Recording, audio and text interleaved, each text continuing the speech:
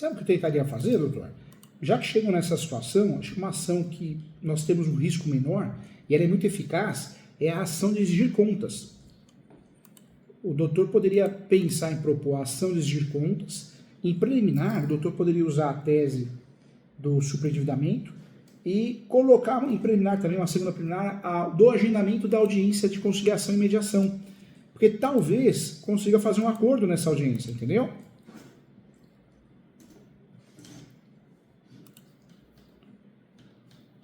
O que o doutor faria? Na verdade, como ela deixou de pagar, alegar nessa ação que ela não sabe mais o que está devendo, o que ela pagou, se está sendo cobrado, qual juros está sendo cobrado, se a amortização é tabela price ou saque.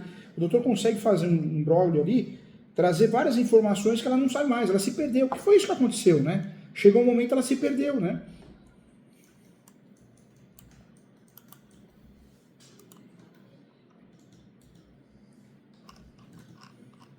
Então, talvez o doutor fazendo exigir contas é uma ação que o risco de dar errado é menor, de sucumbência eu falo. A tentativa de uma audiência de conciliação e mediação pode ficar muito clara, tanto em preliminar quanto no pedido, e talvez resolva, né? É uma tentativa, mas pelo menos se der errado, não vai gerar ônus, não vai gerar sucumbência alta, não é uma ação de risco, ela é mais leve. Dentro dessa ação, o doutor pode ter mencionado o superendividamento, porque na prática, o superendividamento, ele surgiu, mas nós não temos decisões boas no sentido de diminuir os juros. É uma tese que surgiu, mas a gente tem que encaixar numa ação, ou exigir contas, ou revisional, né? Forçando acordos, forçando acordos. Ou seja, é um bom argumento, mas para forçar acordos, né?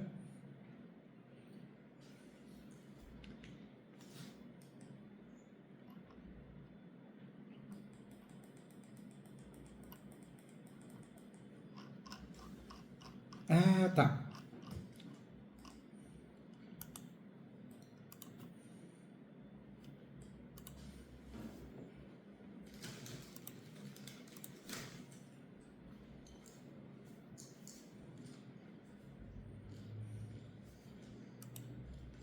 Verdade.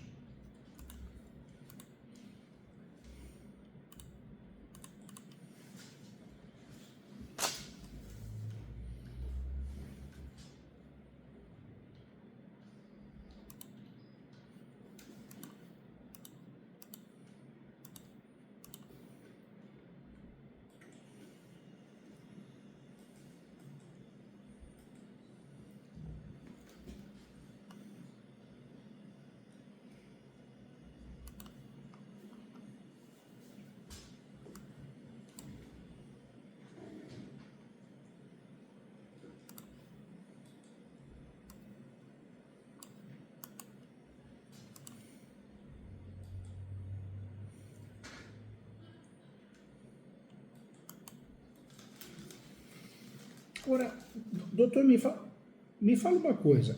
Como nós estamos numa situação de anormalidade, já tentou fazer a portabilidade do financiamento imobiliário? Porque tem muito banco digital que aceita fazer a portabilidade e não altera, não altera. Só o valor. E a ideia era... Entendi. Como ela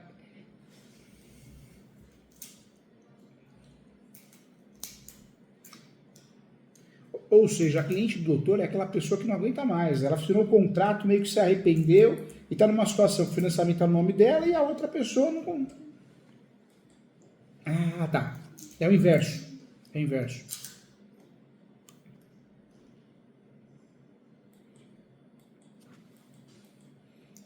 Não consegue. Que situação, hein? Então, você vê, tem um lado ruim da moeda, né, do vendedor, mas da compradora também, porque não consegue fazer nada, né? Não tem o que fazer, né? Não tem o que fazer. Me entendi.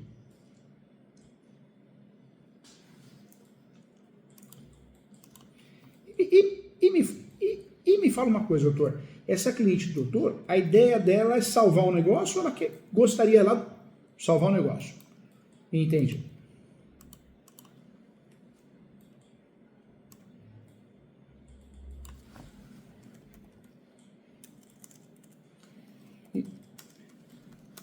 Porque se ela quisesse se livrar do imóvel, estava fácil, daria para a gente pensar numa ação de rescisão de contrato, né? E a tese seria o induzimento ao erro, ou seja, ela foi induzida a errar, ó, você vai transferir com facilidade. Não é o caso, ela não quer perder o imóvel. É difícil, hein? Essa situação é difícil, porque uma ação de unidade de crédito também não dá. Essa ação, na verdade, eu assumiria uma postura. Eu sei que muitas vezes a gente precisa fazer alguma ação, até para vender o nosso trabalho, tudo, mas também sei, também sei do doutor, do caráter, né? Da forma de pensar do doutor, já conheço muito tempo. Ou seja, eu ficaria numa situação mais omissa. Eu aguardaria ela fazer alguma coisa, porque o que ela poderia fazer? Uma ação de obrigação de fazer. Se ela chegar a tal ponto de fazer uma ação de obrigação de fazer, daria para trabalhar numa reconvenção, né? Aí sim, trabalhar a tese de uma transferência impossível, que não é possível, e ainda pedir perdas e danos, né? Então, eu não faria alguma ação ativa, eu ficaria quietinho. Se algo acontecer via judicial, aí eu conseguiria usar bem através de uma reconvenção. Entendi.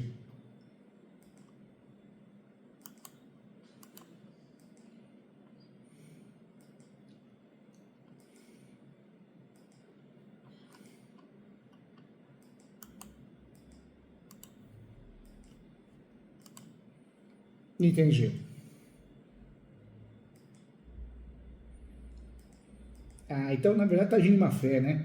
Ela se aproveitando de uma cláusula abusiva, impossível, mal pensada, mal elaborada, ela quer se aproveitar da situação para retomar o imóvel, né? Ou seja, então, ela não trabalharia nem com a ação de obrigação de fazer, provavelmente ela já faria uma rescisão com reintegração. Olha que situação, que chato isso. Agora me fala uma coisa, a cliente do doutor está no imóvel há quanto tempo? É muito pouco.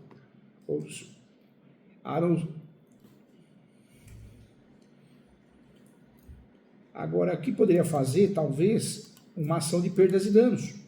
E aí, fazer o quê? Nessa ação de perdas e danos, dizer que ela foi induzida a erro. Não está pedindo a rescisão. Perdas e danos porque ela foi induzida a erro. Ela sofreu um prejuízo, ela não consegue transferir o imóvel por nome dela. Ela foi enganada, né, de certa forma. Por quê? A perdas e danos é uma ação mais limpa. Fica mais fácil do doutor provar do que inexigibilidade. E por esse lado, eu acho muito arriscado. A perdas e danos ela é mais simples, ela é simplificada, porém ela é efetiva, porque o doutor só precisaria provar o quê? O induzimento ao erro. E ela foi induzida a erro. A partir do momento que ela assinou um contrato dizendo, ó, tem obrigação de transferir para mim, mas não consegue, porque não é do mercado os bancos fazendo esse tipo de transferência. Eu acho que a ação de obrigação de fazer ou não fazer, não usaria. Declaratório de unidade de crédito, alguma coisa nesse sentido, algum raciocínio também estratégico, eu acho perigoso. Eu ficaria com a perdas e danos, doutor, e trabalharia muito bem também em pedido de conciliação, para tentar matar, porque se ela vir com a ação, ocorre a conexão das duas ações, a fazer um acordo e resolver o problema, né?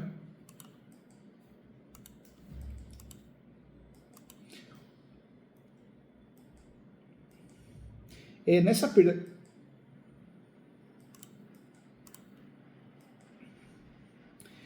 Na verdade, eu deixaria claro na perdas e danos que não tem interesse em desfazer o negócio, mas ocorreu um prejuízo irreparável, porque não consegue transferir. Então, nessa perdas e danos, eu trabalharia que o resultado foi o induzimento ao erro, de vender algo que é impossível de transferir ou quitar, não dá para fazer isso. E aí eu bateria no quê? Na possibilidade do acordo de formalizar uma audiência onde será transferido ao final do pagamento, né? Alguma coisa nesse sentido, alguma coisa que seja bom para ela. Né? A tentativa de acordo seria no sentido de resolver e amarrar o negócio e contar a versão dela pela primeira vez. Porque se ela fizer uma ação, né, a vendedora fizer a ação, ela vai fazer rescisão de contrato com a integração de posse. Para evitar ela contar a história pela primeira vez, o doutor distribui uma ação de forma rápida e mais simplificada, uma perdas e danos. Porque ocorre a conexão, o juiz vai ver que quem foi induzido a erro foi a compradora, e não a vendedora que foi induzida a erro, porque não faltou vontade, né, da compradora de transferir, entendeu, doutor? Uma ação mais simples, porém bem forte, né? E uma ação que o doutor conseguiria talvez conduzir muito bem o pedido de uma audiência de conciliação e mediação, né?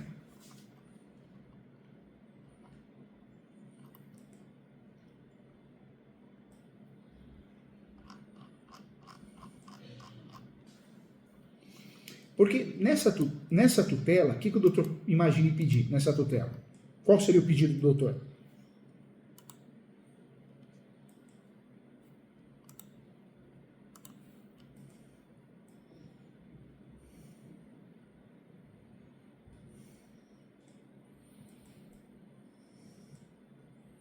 É difícil, doutor, essa ação, o doutor, claro, pensou bem, né, tutela antecipada, algo urgente, mas é difícil o doutor conseguir criar um nexo de causalidade, né? Então, por mais que seja evidente, o juiz fala, mas é uma relação contratual, você combinou em transferir, eu acho muito arriscado, eu acho que a chance de dar errado é muito grande. Eu ficaria com a ação de perdas e danos, porque é mais fácil do doutor... Por que perdas e danos? Porque é mais fácil do doutor conduzir o processo. Fala, ó, quem foi conduzida a erro foi minha cliente, ela foi conduzida a erro a partir do momento que falou em transferir. Como que vai transferir um financiamento que não existe transferência, né, de titularidade? Eu acho que nessa linha seria mais seguro. E outra coisa, o doutor trabalha com um pedido de perdas e danos baixíssimo e coloca lá, ou a ser arbitrado por Vossa Excelência. Reduz o risco de sucumbência e reduz as taxas judiciais, né? Então é uma ação de segurança, é uma ação só para... O doutor pode até colocar o valor do imóvel, mas a título de pedido, deixar claro que o valor da indenização é 10 mil a ser arbitrada por Vossa Excelência. Ou seja, o risco de sucumbência e o risco também, a diminuição das taxas judiciárias são tremendas, né? Acho que ajudaria bastante.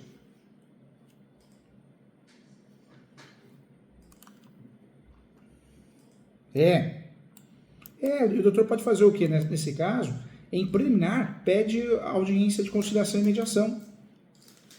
Porque, queira ou não queira, é uma forma do doutor mostrar serviço, porque ela está com um sapo no pescoço, né? Ela está. E quando vai falar com a vendedora fala o que quer. Então, você imagina a oportunidade de fazer uma audiência de conciliação, mesmo que não dê acordo, só dela soltar aquilo que ela estava pensando, você me vendeu um negócio que não dá para transferir, queira ou não queira, o doutor já foi muito efetivo no caso, né?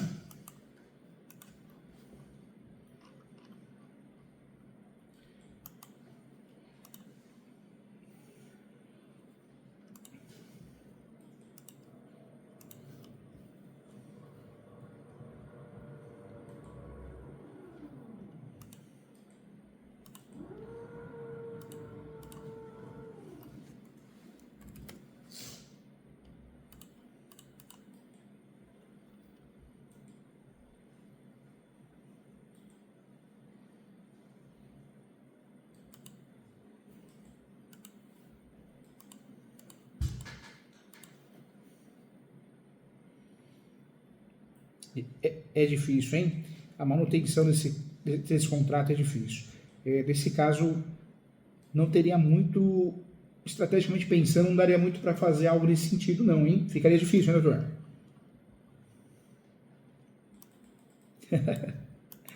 Porque tem casos que são ruins, né?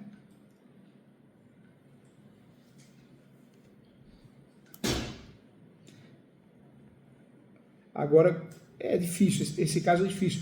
Talvez tentar casos, quando eu percebo, aqui no escritório está falando até com a equipe, doutor, quando eu percebo que nós temos poucas teses de defesa, nossa prova é frágil, às vezes, para não desagradar o cliente, o que eu estou fazendo está dando certo em alguns casos? Vai no site do TJ e marca aquela audiência prévia de conciliação. Não existe processo ainda, mas o TJ manda... Porque é uma forma de a gente falar, ó, não estou deixando de te ajudar, o cliente não fica desgostoso, né? Porque tem casos que é ruim, né, doutor? Tem casos que é difícil de você atuar, né? Você não tem brecha, você não tem tese, não tem prova, né?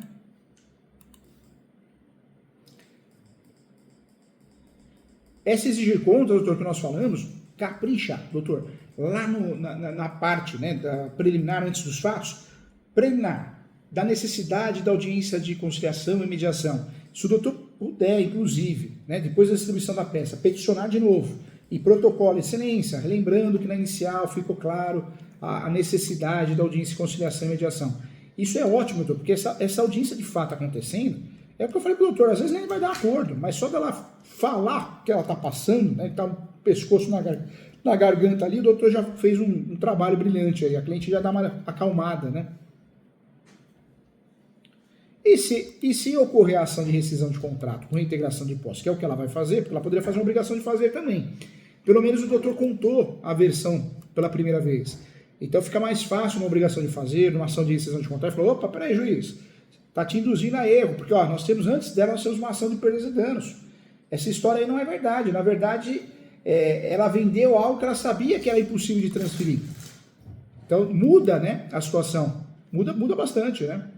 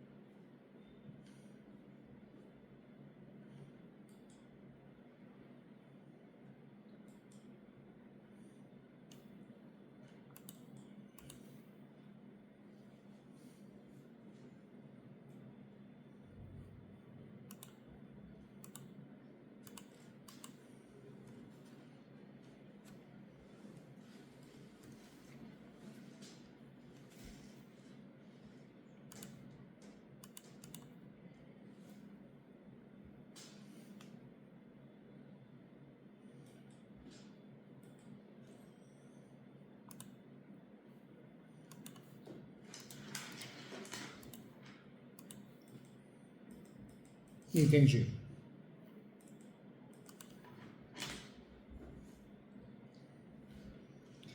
Você sabe, doutor, que a suscitação de dúvida ou a dúvida inversa, infelizmente, elas duram hoje, em média, 1 ano e meio, 2 anos e meio. Então, é uma alternativa, eu acho que é algo que a gente tem que propor para o cliente, porque é um recurso real, senão depois ele acha que a gente não ofereceu, não sabia. O doutor sabe que a advocacia é bem complicada, né? Muitas vezes é muita coisa, às vezes você quer ajudar o cliente e muitas vezes o cliente entende que você não ajudou ele porque você não sabia. Então, coloca a carta na mesa, ó, temos a suscitação de dúvida, temos a dúvida inversa, mas são situações que a chance da gente conseguir resolver, o resultado útil é daqui 2 anos e meio. E muitas vezes assim como acontece numa comissão, né?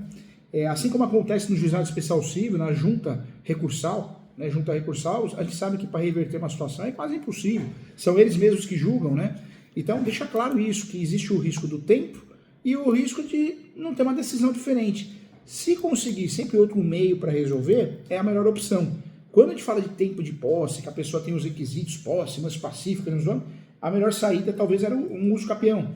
E em alguns casos, quando existe uma relação obrigacional, um contrato bem feito, uma adjudicação compulsória, quando dá para usar outras saídas, a melhor alternativa é usar outras saídas, sabe, doutor? E nesse caso, a cliente, ela gostaria do quê? De registrar, né? Uma dúvida em relação a isso, né? Registrar. Ou seja, se a gente pensar em termos de forma originária de propriedade, ela já cumpre os requisitos ou não?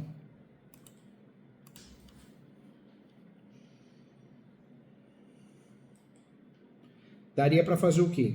Existe o chamado de 36 espécies de uso capião, existe o chamado uso capião de vício registral. O que é o uso capião de vício registral?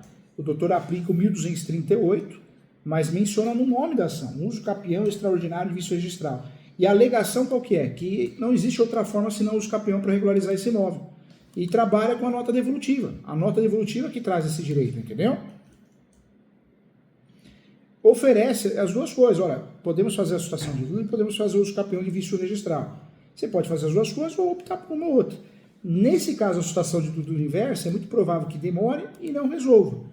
Isso, aí eu estou deixando claro, estou jogando na mesa, por quê? Porque amanhã depois vocês vão falar, poxa, foi o advogado que não avisou. Está na mão de vocês. O que eu faria hoje? Eu iria para o lado do uso capião. Agora tem cliente que prefere fazer as duas coisas. Também podemos fazer. Entendeu, Ivan?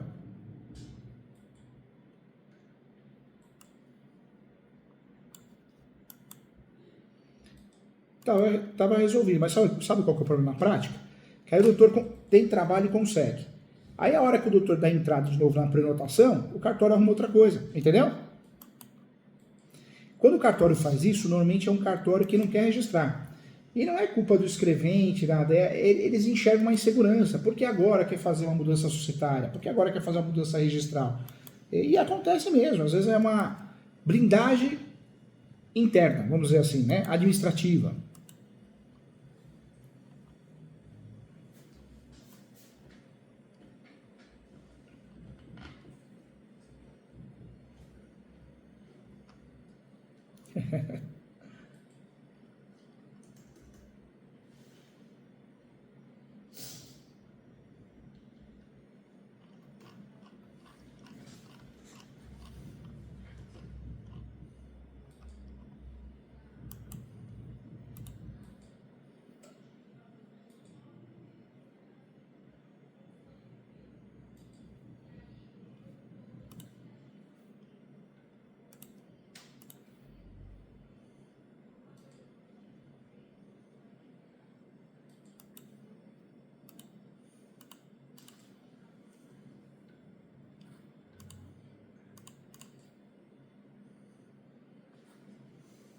É grande, né, doutor? É grande.